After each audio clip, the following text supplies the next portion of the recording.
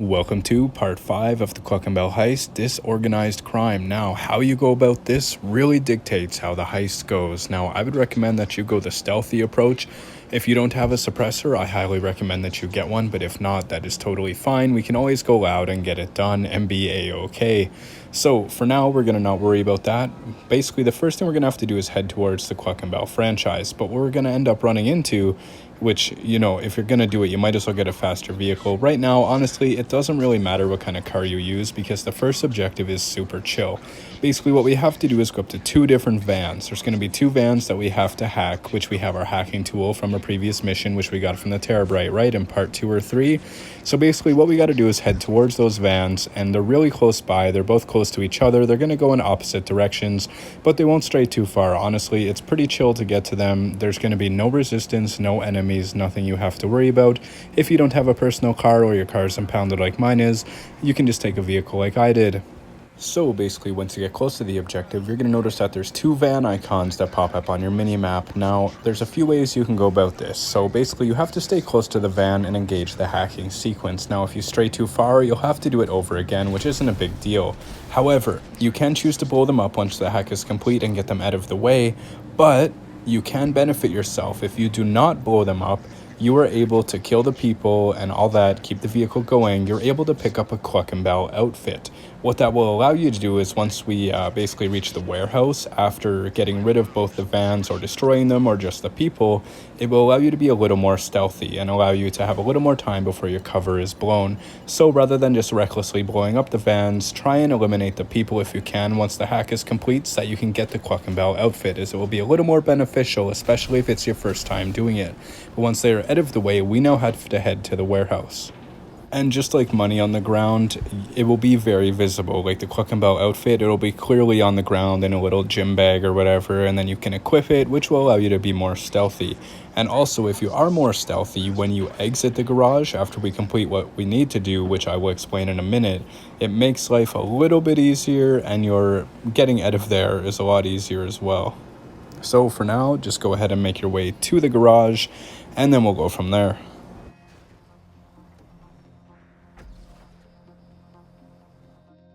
So once you're in here, what you have to do is sabotage the vehicles. Now you can go about this a few ways. You can get loud and whatnot, which is totally fine, or you can be stealthy like I'm attempting to do.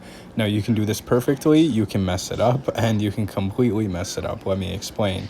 What I would recommend is keeping mind of your mini-map at all times, sabotaging the trucks in order. It will show you the enemy's POV, like where they're looking on your mini-map, so please pay attention. Don't be a Call of Duty player and not pay attention to your mini-map, because it will disbenefit you. So make sure that you do pay attention. Basically, all you have to do is sabotage these trucks, be stealthy about it if possible. Do your best to avoid the enemy finding a body, because the more aware of you that they are of all this nonsense going on, the more aware of you they're going to be in the final heist. So do your best to sabotage the truck, and or when you do get caught, it will come up with a witness bar which will say eliminate the witnesses. So basically, while you're here, sabotage the trucks. The office that this guy is in right now, which I chose not to do, there's a computer which allows you to wipe the CCTV footage. Notice the camera above the door there, just to the left. Basically, you can eliminate the footage, erase it, I should say, and then it won't have any register of it happening, so that they won't know what's going on. Now, in this case, I managed to frig it up. I decided to still use a suppressed weapon just in case, but once you screw the pooch, that's pretty much it for the most part. So basically, as it just said, people will be notified and they'll be on higher alert. And I totally neglected to go into the office this time around. But basically, all you have to do is eliminate all the foes around, because our ultimate objective, if possible, is to clear the footage, do this as stealthy as possible, sabotage the trucks, and then basically what you can find is a drill in a few different locations in this warehouse. And when you have the drill, you go into lockers to look for a key card, which you can also get cash from as well. So basically, there's going to be a drill, which you can see on the crates there, which I decided to go by just to eliminate some people for now. And be careful with the corners, because there's going to be people like left, right, and center, especially when you enter these offices. Now, there is 2 different offices that have lockers. Only one of them will have the key card. It's just kind of luck of the draw, whichever one it may be. So just do your best to try and get to them as quickly as possible. I tried to rush things, as you can see I'm doing, and it did not go well. I don't have the equipment. So what we're going to do is take this opportunity to, again, if you hold the select menu, you can open up a menu, hold your select button down on your controller so that you can equip snacks and or body armor to restore your health and armor, which is the green bar on the bottom. In this case, it's red because I'm injured, or the blue bar on the right side, which allows you to replenish body armor.